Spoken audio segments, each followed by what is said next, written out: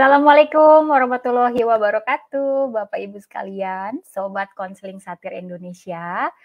Hari ini saya Mira Baibana bersama Bapak Ibu sekalian dan Sobat Konseling Satir Indonesia sekalian untuk kita rehat KSI ya, bincang-bincang santai dengan narasumber kita yaitu Profesor Dr. Herman Nirwana MPD Kons. Nah, ini beliau adalah ketua dari IKI ya.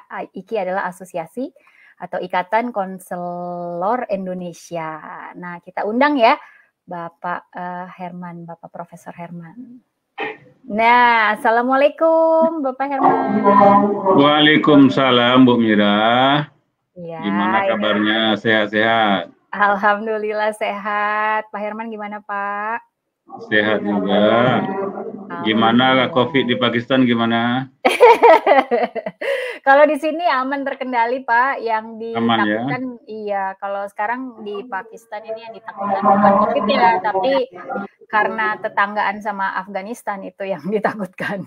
Gitu. Oh iya, nanti lintas negara juga dia ya? Betul. Kalau Pak Herman gimana Pak? Ini di Padang ya, domisili di rumah nih sekarang lagi di Padang ya Pak? Ya, di Padang, Sumatera Barat ya. Ya, di Sumatera Barat gimana Pak kondisi COVID di sana?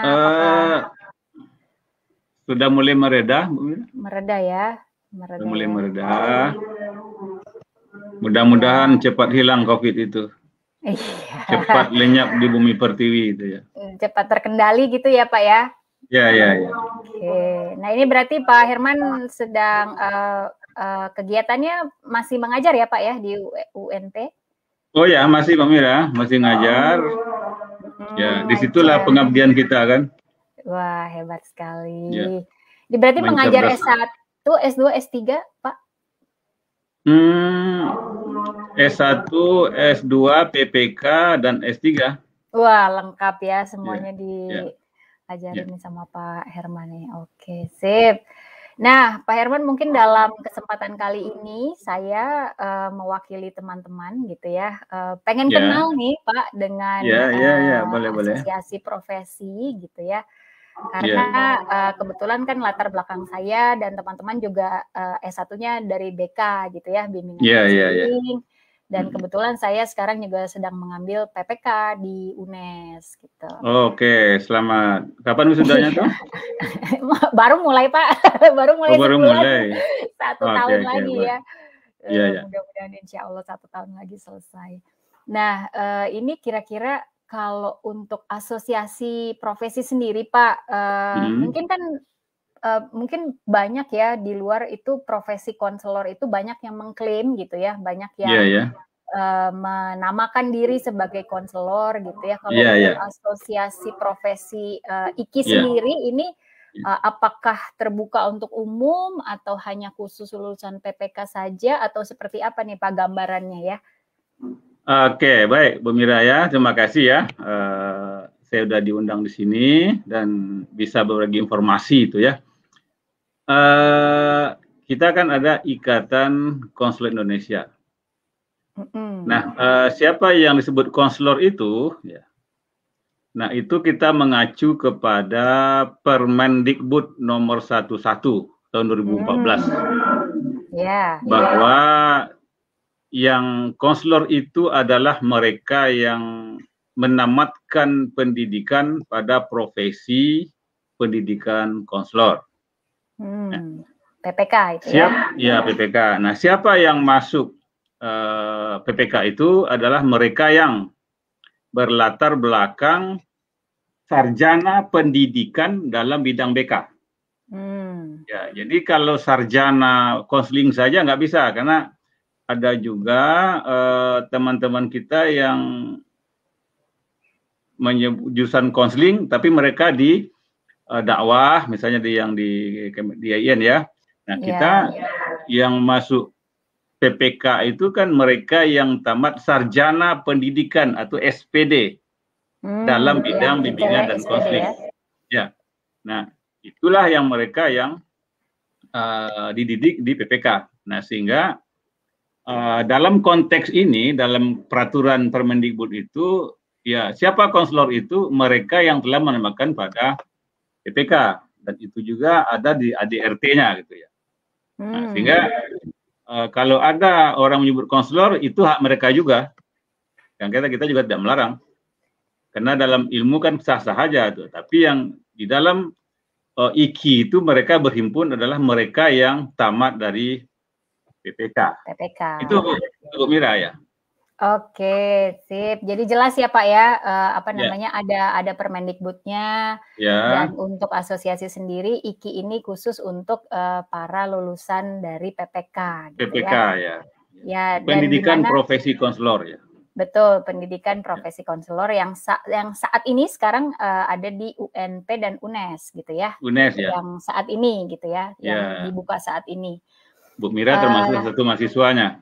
Betul, saya diterima dua-duanya, tapi saya jadi milihnya di UNES. Oke, baik. Iya, ini jadi kenalan nama Pak Herman nih, jadi nggak langsung jadi dosen nih. Tapi sekarang jadi serasa jadi dosen saya nih, kira-kira di acara ya, ini. mungkin teman diskusi lah gitu lah ya. Betul, boleh. Karena dalam pandangan modern itu kan, dosen itu kan fungsinya sebagai teman bagi mahasiswa dalam berdiskusi mencari kebenaran ilmiah gitu ya. Nah, betul. Oke, nah ini kan berarti para anggota istilahnya gitu ya Pak, anggota dari IKI berarti adalah orang-orang yang lulus dari PPK. Nah ini kalau misalnya masih menjadi mahasiswa, sudah bisa masukkah jadi anggota atau nunggu lulus dulu baru bisa jadi anggota asosiasi? Sesuai dengan aturan ya Bu Mira, tentu mereka yang sudah bergelar konselor. Oke, berarti nunggu lulus dulu ya Pak ya? Nunggu lulus dulu ya. Oke. Nah ini yang ada di asosiasi sekarang Pak, apa saja kegiatan yang dilakukan oleh asosiasi untuk para konselor nih, atau orang-orang yang sudah lulus dari PPK, kira-kira ada kegiatan apa? Atau ada peran apa nih dalam asosiasi untuk mensejahterakan istilahnya gitu ya, mensejahterakan para anggotanya nih kira-kira. Ya baik Bu Mira. Sekarang dari dulu ya, IKI bersama APKIN itu berjuang untuk mensejahterakan anggota yang terhimpun di dalam organisasi itu. Asosiasi ya. Ya, kita berjuang bersama APKIN melalui Dirjen GTK, Dirjen Guru dan Tenaga Pendidikan, bahwa kita berharap tamatan PPK itu tidak perlu lagi ikut pendidikan profesi guru. PPG ya. PPG ya. Nah sekarang kan para konselor yang ada di sekolah, termasuk juga guru BK yang di sekolah, untuk mendapatkan tunjangan sertifikasi mereka kan ikut PPG. Nah, padahal pendidikan PPK itu ya mungkin setingkat lebih tinggi dari PPG.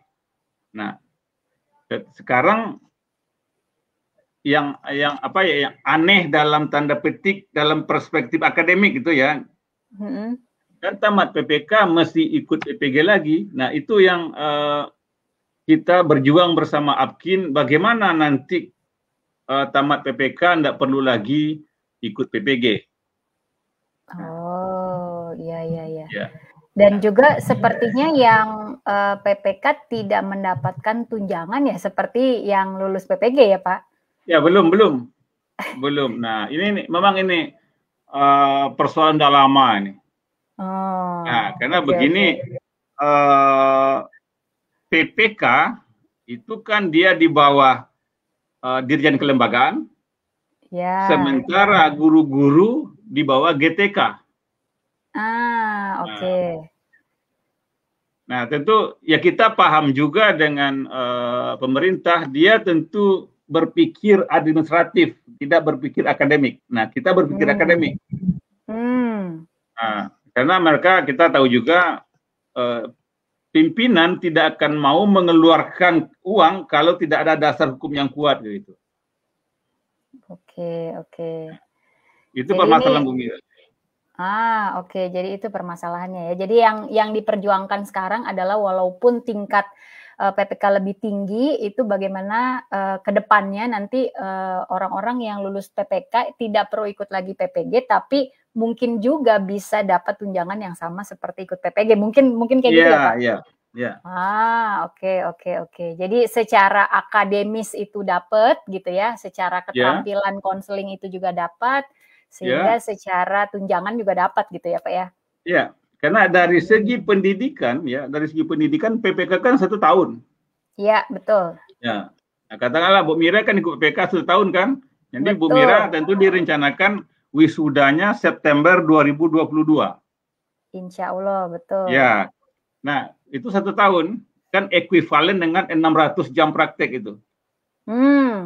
Nah, sehingga mereka nanti diberi gelar konselor, kons ya. Iya. Nah, sementara yang tamat PPG tidak beri gelar konselor. Iya, karena jadi profesi guru ya, bukan profesi konselor ya. Ya, jadi kalau tamatan PPG mau jadi konselor, mereka harus ikut PPK. Iya. Itu di kelas saya juga ada itu, Pak, beberapa mahasiswa yang juga sudah ikut PPG, sekarang ikut lagi PPK gitu. Ya, karena mungkin mereka untuk mempertajam pisau praktek mereka gitu. Kemampuan keahlian konselingnya ya, Pak ya? Iya. Karena memang PPG itu kan ya mungkin 6 bulan atau berapa lah ya. Tapi bisa kita katakan setingkat lebih tinggi kompetensi konselor itu dibandingkan dengan tamatan PPG itu. Betul, karena tadi Bapak juga sebutkan ekuivalen dengan praktek 600 jam itu ya. 600 jam praktek ya. Nah, ini menarik sih Pak, sebetulnya 600 jam itu gambarannya mungkin boleh diceritakan ke teman-teman di sini yang mungkin belum paham gitu ya, belum mengerti atau pengen tahu tentang PPK, karena nanti kan setelah lulus PPK bisa masuk IKI, jadi pengen tahu 600 jam nih apa aja nih Pak? Mungkin ya, mereka praktek. Karena teori kan sudah dianggap dasar sudah ada di S1. Nah, di S1 misalnya. Nah, dari aspek teori juga ada sedikit, tapi lebih banyak praktek. Mereka mencari klien, ya, ke sekolah atau ke masyarakat. Mereka berpraktek konseling perorangan, bimbingan kelompok, konseling kelompok, informasi dan segala macamnya itu. Nah, sehingga mereka kan lebih banyak di masyarakat dengan klien-klien itu. Oke, itu 600 jam berarti 600 jam praktek sesi konseling gitu, Pak? Enggak, semua layanan ada di situ. Oke, berarti bukan konseling saja. Bukan konseling saja, artinya ada layanan ada informasi ya. Layanan informasi, ada layanan apa lagi tuh Pak yang boleh layanan konseling perorangan, konseling kelompok, bimbingan kelompok gitu. Mungkin juga mereka berpraktek kunjungan rumah gitu ya. Oke. Ya, itu ada hitungannya secara rinci gitu kali ya, 600 jam itu apa ya, itu kan mereka kan 40 SKS itu. Dalam 2 semester itu ya? 2 semester ya. Oke. Nah, ini dari ya, boleh dilanjutkan Pak. Nah, di samping itu juga kan mereka yang tamat PPK itu mereka bisa buka praktek mandiri. Nantinya ya. Berbasis pengalaman tadi itu. Nah, katakanlah Bu Mira nanti tamat PPK 2022. Nah, itu nanti Bu Mira bisa buka praktek mandiri setelah izin dari IKI. IKI akan mengeluarkan surat izinnya. Iya. Ya. Oke, jadi nanti sehingga mereka bisa ada peluang untuk buka lapangan kerja gitu ya. Iya, buka praktek mandiri. Seperti misalnya psikolog ya Pak ya, ini berarti konselor seperti dokter gitu ya. Seperti dokter. Nah, memang kita kan salah satu referensi buka PPK kan kedokteran itu. Nah, mereka escape masuk koas kan gitu. Koas itulah PPK-nya. Baik. Ya, kan tidak ada yang masuk ke yang koas itu saya escape kan tidak ada. Selain escape kan tidak ada di koas itu. Iya, iya, iya. Nah, kita juga yang jadi PPK itu adalah mereka yang tamat sarjana pendidikan dalam bidang BK gitu. Oke, dan memperdalam ilmu konseling di PPK gitu ya? Praktek konseling maksudnya? Praktek, kalau memperdalam mungkin di S2 dia. Oh, oke. Kalau memperdalam secara pemahaman di S2 gitu ya, Nah, mungkin tapi di S2 secara dia. praktek itu di PPK ya. PPK gitu ya. Ya. Nah, kalau prakteknya sendiri ini berarti 600 jam lumayan banyak ya Pak ya? 600 jam. Dulu zaman Pak Herman gimana nih? Pak Herman juga berarti dulu ikut PPK juga kan ya? Saya Berarti ikut PPK tahun 2003 Bu Mira. Oh, 2003. Pulang saya S3 Januari 2003, saya langsung ambil PPK karena diminta oleh Prof. Retno, bagaimana masuk PPK katanya. Jadi mahasiswa S3 ada kuliah di PPK, ya kan ilmu itu kan di mana saja. Betul, betul. Karena kan tadi pemahaman atau pendalamannya mungkin kalau S3 pendalamannya penelitian gitu ya mungkin ya Pak ya. Kalau PPK ya. kan praktik konselingnya gitu ya. Iya. Ya, dulu bagaimana mungkin Pak boleh cerita dulu pengalaman Pak Herman praktik 600 jam gitu waktu Bapak ikut PPK. Oh, dulu apa namanya? Kucar-kacir dulu Bu Mira. Memang berat ya. Artinya tergantung kita membagi waktu gitu ya. Ngajar juga gitu ya. Betul. Ditugaskan untuk ngelola prodi juga, PPK juga. Ya, bagaimana kita? Ya, saya pikir biasalah gitu ya. Tugas yang banyak itu akan membuat kita lebih matang. Oke. Dulu ada.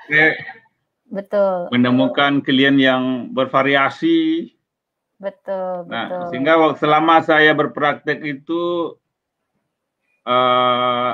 saya lapor pada Prof. Retno, saya diberi klien, Pak Herman sudah klien. Saya waktu PPK itu di PPK katanya. Nah, saya konseling 2 jam anak SMP.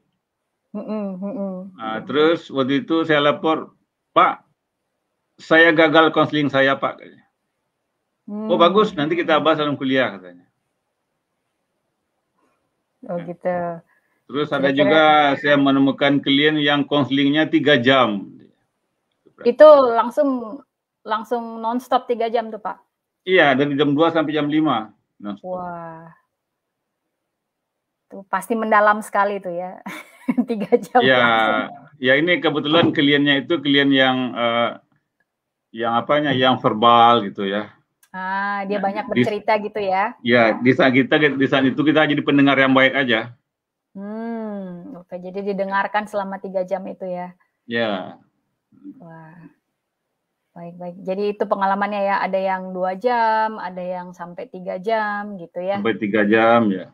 Ada yang 1 jam juga ada yang 45 menit juga ada gitu ya. Ya, beragam ya istilahnya. Beragam ya. Itu beragam dan dulu tadi sempat Bapak sharing sedikit rasanya kocar-kacir gitu ya, karena kan juga banyak tanggung jawab gitu ya Pak. Ya. Dan tapi berhasil melewati dan itu istilahnya tidak mudah gitu ya, 600 jam ya, untuk juga. Kalau kata guru saya memang dinikmati aja Bu Mira. Gitu ya, dinikmati aja. Karena kalau kita menggerutu juga kan juga nggak akan selesai itu. Betul. Nah itu dulu waktu zaman Pak Herman ini 2003 ya, ada supervisi juga berarti ya dalam program PPK ini, supervisi dari supervisor gitu untuk mendampingi supaya nggak burn out, supaya nggak stres gitu, karena tadi kan banyak membagi waktu juga gitu ya. Oh ada supervisor saya itu Prof. Retno gitu ya. Iya. Dosen-dosen kita yang di supervisornya. Oke. Nah, ini kelanjutannya saya mau bertanya, dalam prakteknya setelah lulus PPK ini, para konselor ini kan mereka akan berpraktik ya Pak dalam kehidupan sehari-hari karena sudah dapat license, sudah dapat lisensinya, bisa membuka praktek. Nah, saat mereka melakukan praktek ini, apakah masih dapat supervisi atau masih di apa namanya ya, dimonitor gitu apa atau gimana? Asosiasi ini perannya sebagai apa? Selain tadi impiannya adalah supaya PPK dan apa maksudnya orang dari PPK tidak perlu ikut PPG lagi. Selain itu dalam praktik untuk lulusan PPK yang sudah jadi konselor ini kira-kira peran asosiasi apa nih Pak? Nah, sampai sekarang memang supervisinya itu yang belum begitu belum optimal, karena dari 1049 konselor yang didata oleh IKI itu yang mereka buka praktek 38 cuma. Nah, oke. Mengapa begitu? Karena mereka yang masuk PPK itu banyak yang sudah jadi ASN, dosen. Nah, seperti saya berpraktek di UPBK, UPBK UNP. Saya tidak buka praktek pribadi, tapi tetap berpraktek di unit bimbingan konseling yang ada di UNP gitu. Nah, termasuk dosen UNP yang tamat PPK itu mereka berpraktek di situ. Ya, tapi yang buka praktek mandiri itu data terakhir baru 38. Oke, 38 orang ya yang membuka praktek ya. Ya, padahal konselornya 1049. 1049. Nah, ada beberapa yang jadi dosen dan berpraktek di UPT, ada beberapa yang buka praktek. Nah, sisanya kira-kira apakah ada survei khusus Pak lulusan PPK ini? Ya, mereka jadi guru. Di sekolah ya. Jadi guru ya. Jadi guru BK ya. Jadi mungkin melakukan layanan konseling di sekolah langsung ya. Di sekolah ya. Ya, oke. Dan ini supervisi mungkin jadi tidak tidak ada monitor lagi ya Pak setelah lulus dari PPK ya. Mungkin minim sekali Bu Mira. Ya, karena dari IKI ya. Nah, memang sekarang kan IKI ini udah 2 bulan sering pertemuan ini untuk membicarakan bagaimana tentang pengawasan terhadap konselor-konselor itu. Nah, betul, karena jadi tadi kan IKI berjuang untuk sertifikasi ya. Nah, sekarang juga IKI sedang menggarap Bu Mira? Menggarap semacam instrumen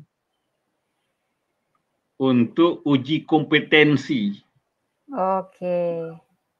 Calon-calon tamatan PPK. Sehingga kan kalau mereka tamat PPK itu ada ijazah, ada sertifikat kompetensi, ada sertifikat profesi.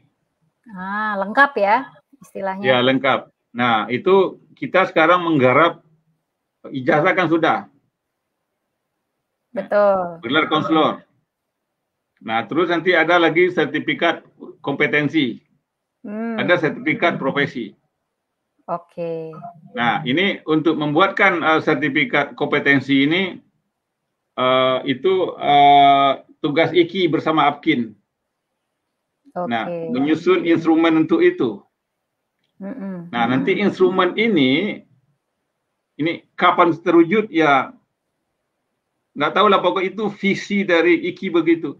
Sehingga nanti sekali 5 tahun, katakanlah begini ya, misalnya nanti mungkin tahun besok Bu Mira akan mulai diuji kompetensi itu dari IKI. Sekarang lagi merumuskan area-area kompetensi itu IKI sekarang itu. Itu kita sudah adakan dialog dengan tokoh-tokoh nasional itu ya. Bagaimana apa isi ranah kompetensi itu apa? Semacam kisi-kisi lah dalam instrumen. Nanti di situ kita buat soalnya, kita cari validitasnya, reliabilitasnya gitu. Nah, setelah mungkin insya Allah tahun 2022 tamatan-tamatan PPK sebelum mereka lulus itu dites dulu, seperti dokter, itu kan ID yang mentes itu sampai beberapa kali. Iya. Karena setelah itu baru diberi sertifikat kompetensi. Nanti setelah 5 tahun diberikan sertifikat akan dievaluasi lagi para konselor itu. Ini ya mimpi Iki itu bagaimana menjadikan konselor itu profesi konselor seperti dokter gitu. Betul. Dan sebetulnya kalau di luar pun Pak itu ada yang namanya CPD ya, continuous development. Jadi pemahaman kita ya pemahaman kita terus diperbarui dan setiap kita mengikuti betul dan jam praktek kita pun dilaporkan, supervisi dengan supervisor juga dilaporkan gitu. Nah ini Pak mungkin saya akan bacakan pertanyaan ini dari para audiens kita yang mengikuti live di Facebook.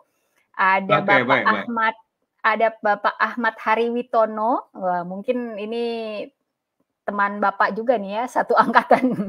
Selamat siang Prof. Herman, salam hangat dari Hariwitono, Mataram NTB. Izin bertanya, bagaimana pengelolaan PPK di Padang sekarang? Terima kasih. Nah itu pertanyaannya kira-kira. Pak Hari ini satu kelas nih Pak, sama saya di PPK satu kelas nih Pak Hari ini. Oke, baik. Selamat siang Pak Ari. Ya sebenarnya kalau pengelolaan PPK itu yang perlu jawab tentu ketua PPK bukan saya tapi oke lah. Karena itu bukan kewenangan saya menjawab ya, tapi karena saya di Padang saya bisa jawab juga. Nah, ya kalau pengelolaan PPK sekarang ini kan pandemi setahun ini memang agak menurun intensitasnya. Kalau biasanya kan tatap muka itu. Nah, tatap muka dibahas bagaimana hasil buruan kliernya 1 minggu gitu. Nah, sekarang kan hanya lewat Zoom saja. Nah, memang ya mungkin karena saya berpikiran agak masa lalu, sepertinya saya kurang maksimal kuliah lewat daring ini. Oke. Ya. Nah, ya PPK di UNP dari intensitas perkuliahannya mungkin agak turun daripada tahun-tahun sebelumnya sebelum masa pandemi itu. Karena kita jarang sekali ketemu tatap muka itu. Nah, tetapi kalau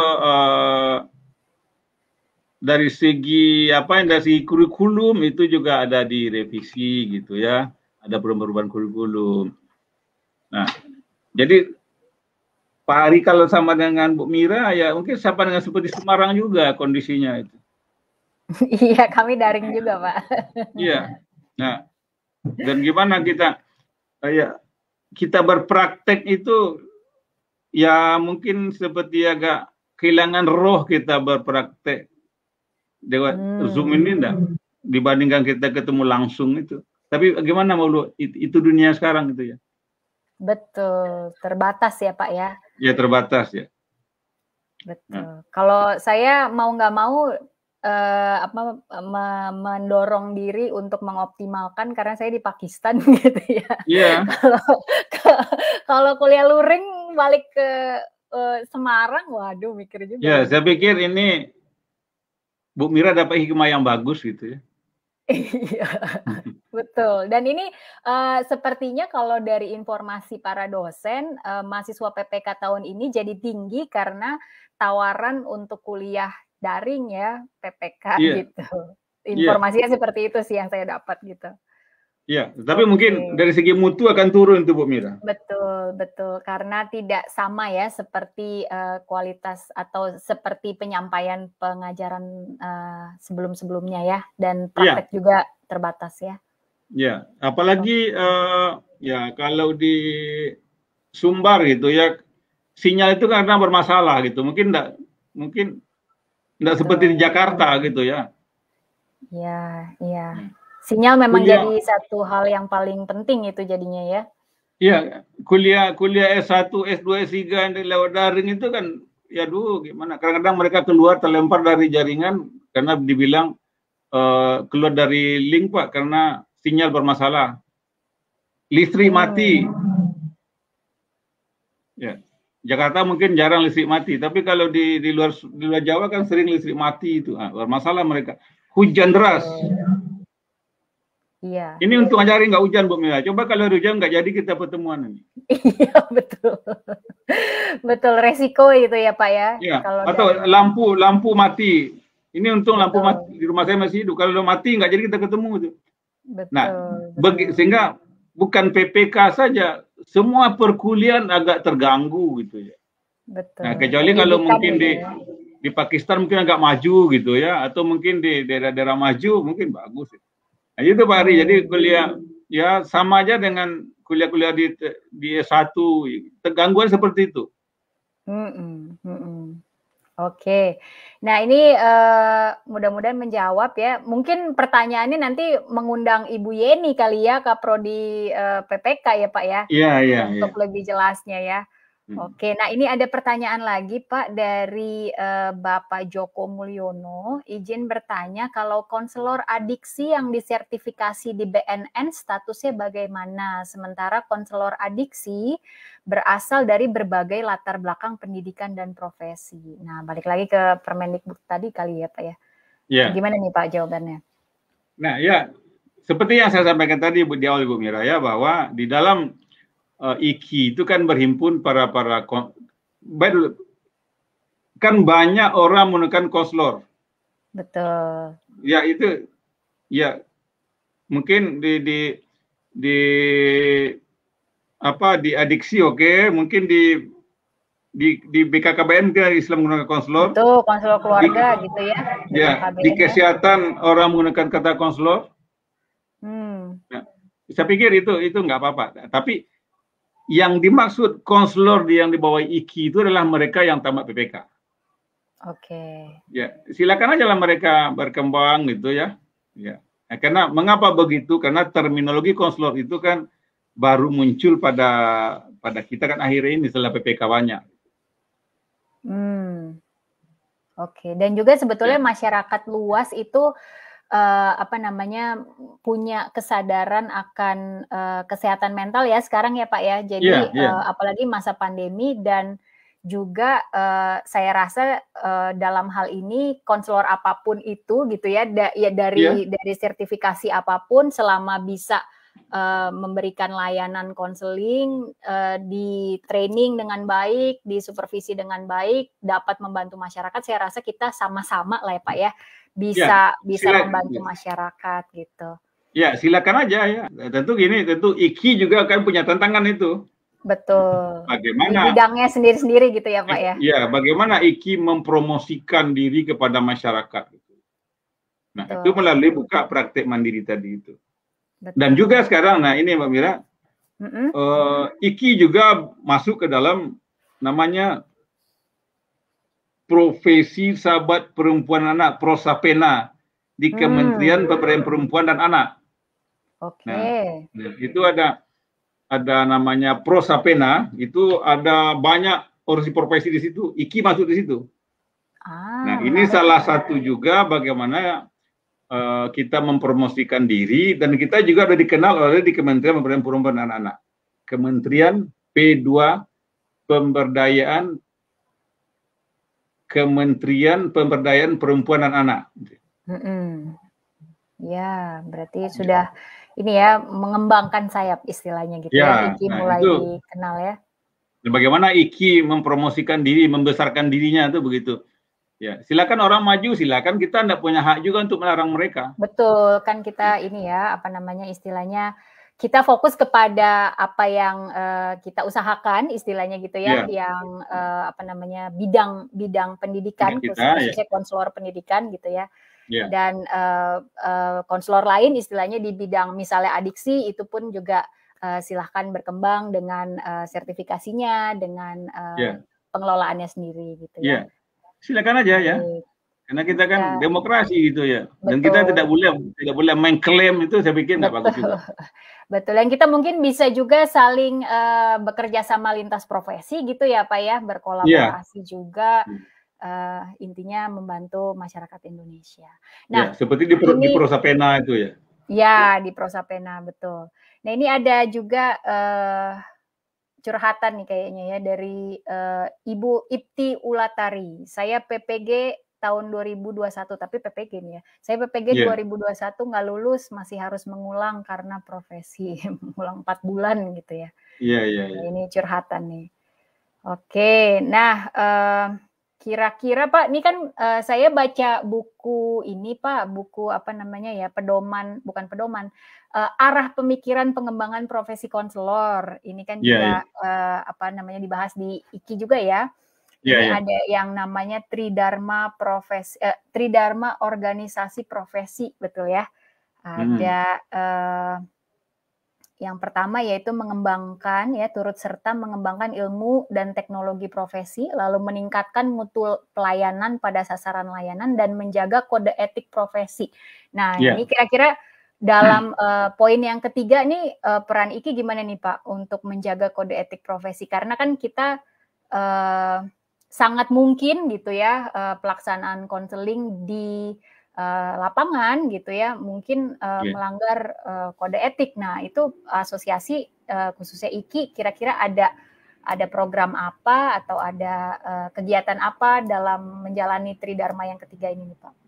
Oke, tentang kode etik ya. Betul. Nah, memang organisasi profesi itu bertanggung jawab untuk menjaga kaidah-kaidah keilmuan di dalam berpraktek. Nah, bagaimana ya seperti ID, bagaimana dia itu akan menjaga atau mungkin mensupervisi para dokter, para anggotanya dalam praktek.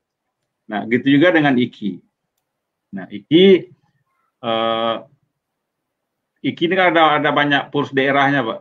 Nah, tentu kita limpahkan kepada purs daerah di mana dia berpraktek.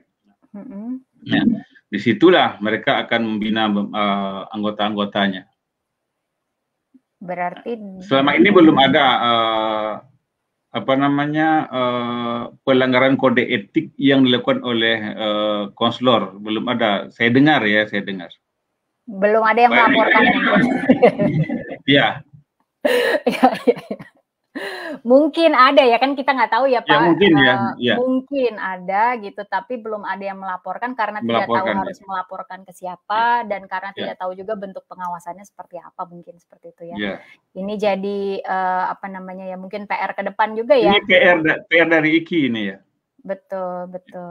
Dan apa namanya, mungkin bukan hanya pengawasan bidang kode etik profesi ya, karena kesehatan mental konselor itu juga jadi apa ya namanya ya, sumbangan besar juga di mana seseorang bisa melakukan pelanggaran kode etik ya kan, di saat konselor istilahnya burnout. Bisa mereka berpraktek ya. Betul, di saat mereka burnout, tidak ada dukungan istilahnya ya, apalagi secara sistem ini kan sangat terbatas sekali, sangat mengungkung mungkin ya, kalau saya bisa bahasakan gitu ya, mengungkung kebebasan gitu ya untuk melakukan praktik misalnya di sekolah, karena jadi guru BK juga gitu ya, itu kan serba salah gitu ya istilahnya, tidak ada fasilitas, mungkin fasilitas juga tidak diberikan secara luas, apa namanya, kesenjangan juga antara guru BK dengan konselor dan juga guru mata pelajaran lainnya gitu ya, penerimaan terhadap guru BK dan konselor juga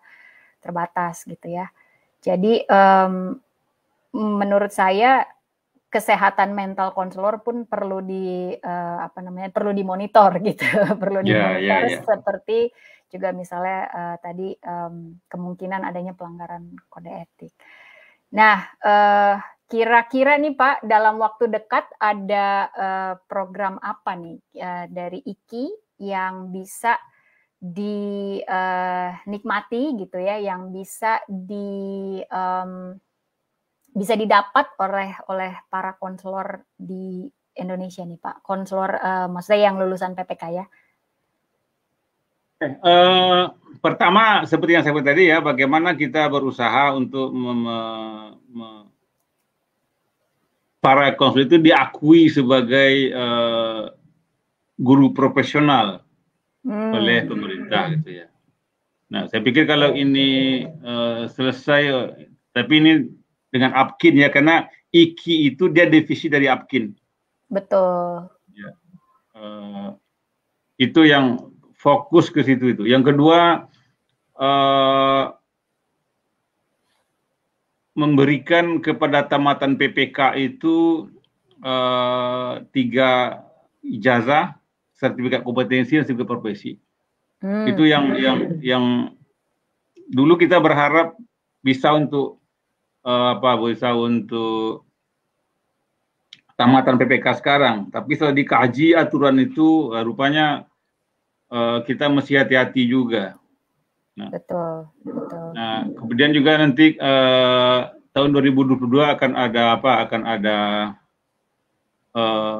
bersama Apkin akan ada kongres dan konvensi sama Apkin. Bulan April ya Pak? Iya. Bulan apa tuh? Mei ya tuh kalau saya nggak salah. April atau Mei di Lampung ya. Rasanya di Lampung tuh 2022. Tahun depan ya. Ya. Oke. Nah, itu kira-kira itu impian yang mau diraih gitu ya. Impian yang mau diraih IKI bersama Apkin. Dan juga satu lagi Bu Mira. Ya. Sekarang PPK kan hanya 2 itu. Betul. UNP dan UNES. di Semarang. Nah, itu IKI bersama Apkin juga memprogramkan itu kalau bisa dibuka PPK itu sebanyak-banyaknya, terutama pada jurusan-jurusan PPK udah mapan, lebih spesifik lagi pada mantan-mantan IKIP dulu. Nah, karena diperkirakan pada jurusan BK yang IKIP dulu itu mungkin sudah mapan, kita dorong mereka untuk membuka PPK. Di samping itu juga perguruan tinggi lain yang sudah dianggap mampu gitu ya. Kan banyak juga perguruan tinggi yang di luar IKIP dulu yang punya sumber daya manusia yang bagus dan BK. Kita dorong mereka untuk membuka PPK. Oke, berarti mendorong banyaknya universitas juga yang terutama ex-IKIP gitu ya untuk membuka program PPK sebanyak-banyaknya gitu ya. Ya, ex-IKIP dan jurusan-jurusan BK yang di bawah pendidikan ya tarbiyah ya. Kalau di UIN itu dia di bawah tarbiyah. Kita dorong mereka untuk buka PPK atau mungkin universitas-universitas lain. Kita dorong mereka buka PPK. Oke. Nah, sehingga supaya dengan semakin banyak, semakin dikenal kita oleh orang itu.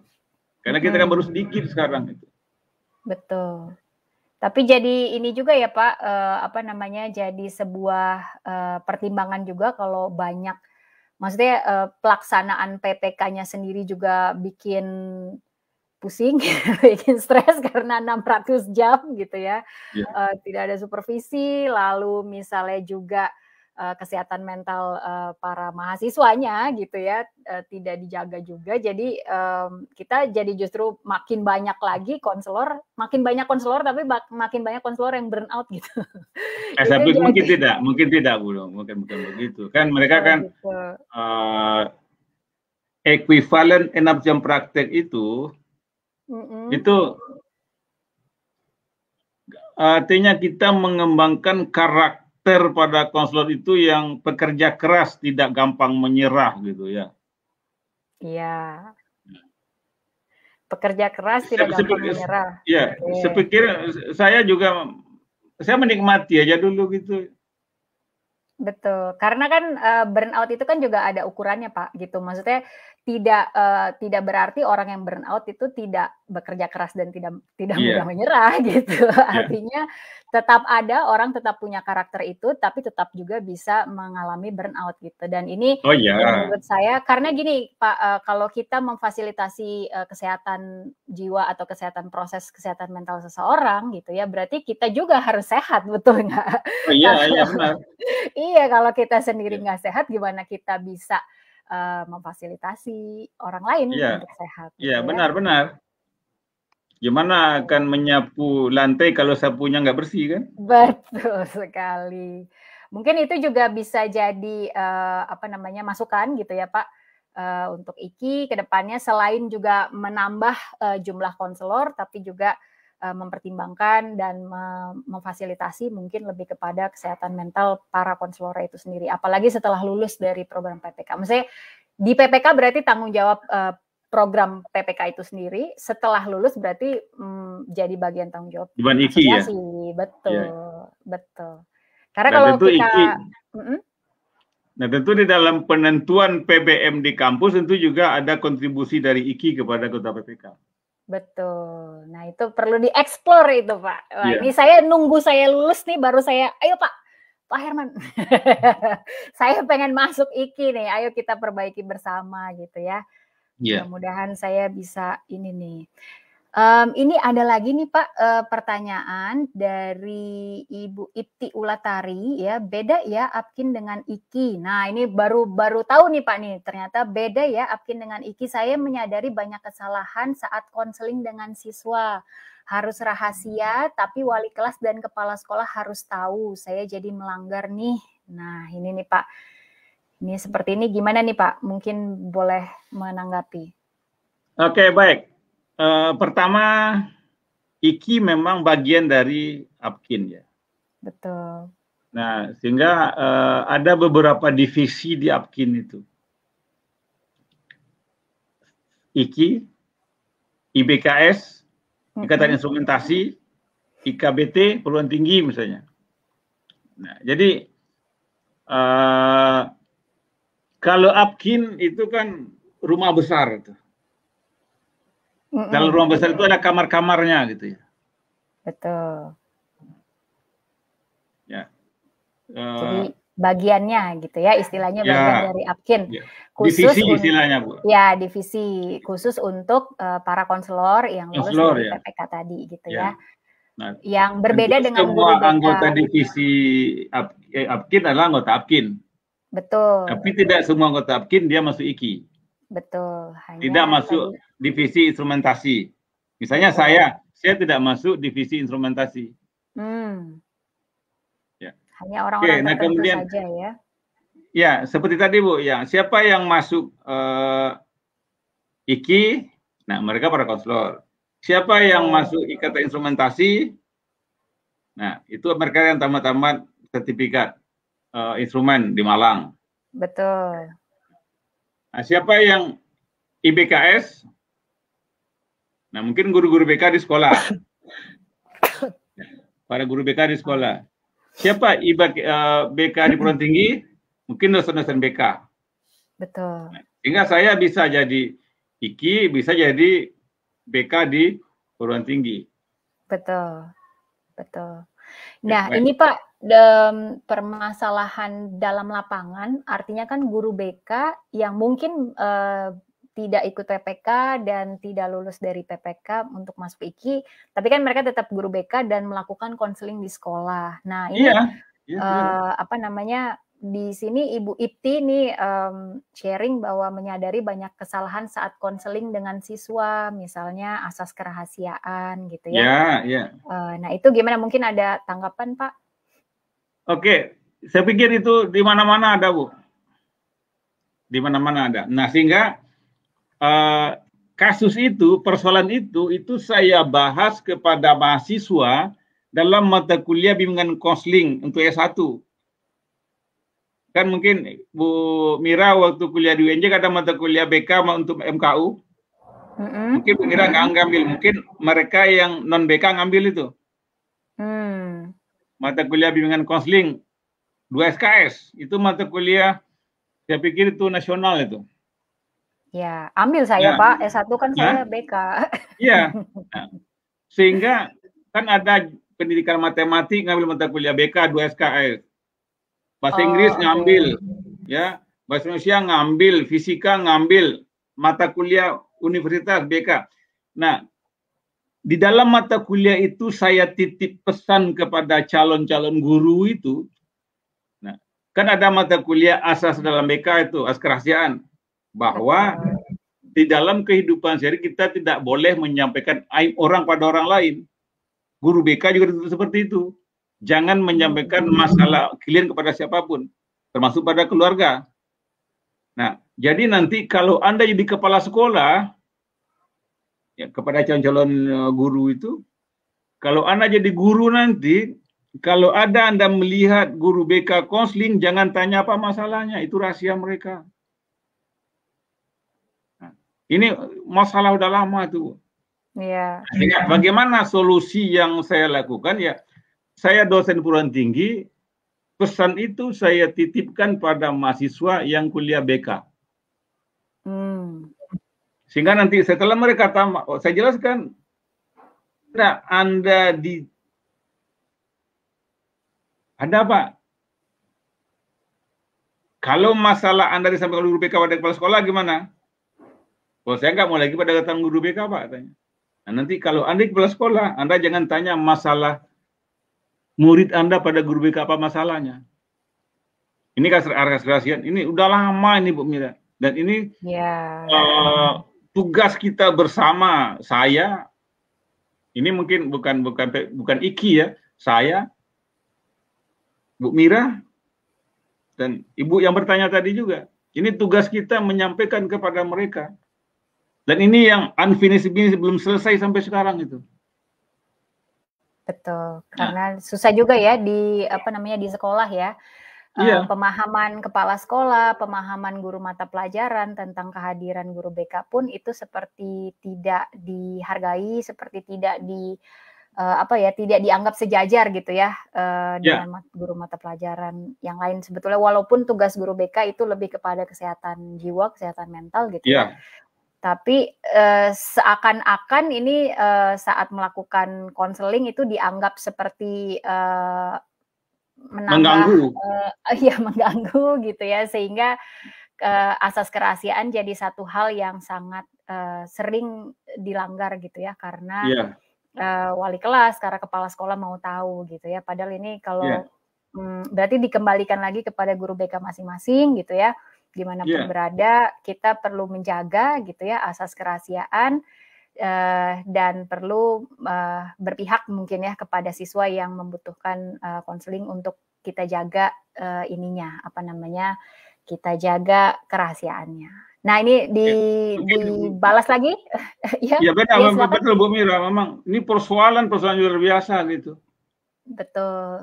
Nah, ini bagaimana yang satu lagi masalah, pengawas BK itu bukan orang BK. Itu masalah lagi ya. Masalah lagi gitu ya. Di lapangan gitu. Nah, ini tentu ini saya sebagai orang BK ya, bukan sebagai konselor sekarang cerita itu ya. Nah. Oke, berarti itu permasalahan lain yang ikut mendukung satu sistem yang jadi tidak membantu ya untuk guru BK ya. Ini ada tanggapan dari Ibu Ipti Ulatari. Nah, berarti kita melanggar kode etik BK dong, Pak. Kalau kita duduk sebagai konselor bisa kena sanksi secara profesional nih kalau ada evaluasi. Oh, tentu tidak segampang itu berikan sanksinya, Bu. Ya, tentu kita kaji dulu. Bagaimanapun organisasi pasti akan melindungi anggotanya. Ya, tentu tidak akan menghukum anggotanya gitu toh. Nanti kita pelajari dulu gitu. Ya, jadi mungkin perlu pemahaman ya terhadap asosiasi sebagai tadi tridharma yang ketiga ya untuk menjaga kode etik, lebih kepada ini kalau kita lakukan, kita sadar kita melakukan kesalahan atau pelanggaran kode etik secara pribadi, maka kita wajib untuk memperbaiki itu gitu ya Pak ya secara pribadi gitu. Artinya asosiasi tidak mengurus secara personal mungkin gitu ya Pak, tanggung jawab kode etik, pelaksanaan kode etik secara pribadi gitu ya. Tapi kalau apa sih, saya jadi bertanya, kasus apa yang akan ditangani oleh asosiasi? Kasus pelanggaran seperti apa yang kira-kira akan ditangani oleh asosiasi? Ya, biasanya kan kalau kita mencontoh pada dokter ya kan misalnya malpraktek. Nah, misalnya kalau konsul malpraktek, mungkin kerahasiaan gitu. Ya, mungkin itu malpraktek yang tingkat-tingkat rendah itu enggak. Kan kalau dokter kan memang salah resep gitu ya. Nah, berakibat pada meninggal seseorang. Nah, kalau kita tentu ya malprakteknya mungkin kode etik pada kerahasiaan. Saya pikir di situ gitu. Atau kalau masalah guru BK pidana itu kan bukan di situ guru IKI akan melindungi. Kalau bersangkutan dengan hukum itu ya, IKI akan melindungi anggota-anggotanya, akan memberikan dukungan untuk itu gitu. Nah, gimana seperti ID, kalau ada dokternya yang malpraktek, dia akan melindungi anggotanya itu. Ini saya jadi tergelitik nih Pak Herman. Kalau misalnya saja ya Pak, misalnya ada konselor lulusan PPK lalu melanggar, bukan hanya melanggar kode etik ya, misalnya melakukan hubungan seksual gitu ya dengan konselinya hingga mengakibatkan konselinya yang misalnya konselinya ini adalah siswa di sekolah yang sampai hamil, sampai mengandung. Nah, itu apakah IKI sebagai asosiasi akan melindungi atau akan berperan sebagai apa terhadap konselor ini? Bagaimanapun tetap melindungi, tetap melindungi, Bu. Tetap melindungi gitu ya. Sesalah-salah pun tetap dilindungi itu. Oh gitu. Kan di situ fungsi. Ya, mungkin bagaimana IKI misalnya menyediakan pengacara, misalnya begitu. Untuk melindungi konselor yang sebagai pelaku ini gitu ya. Ya, yang terjadi hukum misalnya. Bagaimana IKI akan menyediakan pengacara untuk konselor ini. Itu, Bu. Oke, berarti ini penjelasan dari Pak Herman seperti itu kira-kira. Ini tidak terasa kita sudah hampir 1 jam, Pak Herman. Ini menarik sekali diskusi kita. Mudah-mudahan kita bisa berdiskusi lagi di kesempatan berikutnya ya, Pak. Jangan kapok boleh. Ya, Pak. Enggak. Siap. Nanti karena pasti guru-guru BK yang mungkin juga nanti punya keinginan untuk memperdalam keahlian konselingnya, keterampilan konselingnya, ingin masuk PPK kan juga ingin mengenal IKI lebih dalam lagi. Saya rasa ini sangat baik gitu ya sebagai sumber informasi, sebagai sumber pengetahuan juga dalam hasanah berasosiasi dan berorganisasi, saya rasa penting. Sebagai penutup mungkin Pak Herman mau memberikan closing statement atau informasi-informasi. Silahkan. Oke, baik. Makasih ya Bu Mira. Pertama, terima kasih atas undangan saya. Dan saya sangat senang kalau diundang lagi gitu ya. Kemudian mari kita besarkan organisasi profesi kita. Karena visi IKI sekarang bagaimana IKI itu sejajar dengan profesi-profesi yang sudah mapan seperti dokter, akuntan, apoteker, dan profesi-profesi lain. Itu visi kita. Nah, dan untuk mewujudkan visi itu perlu dukungan dari kita semua. Itu karena organisasi profesi kita baru muda gitu ya. Betul. Baru berapa tahun ya Pak ya organisasi kita nih? IKI.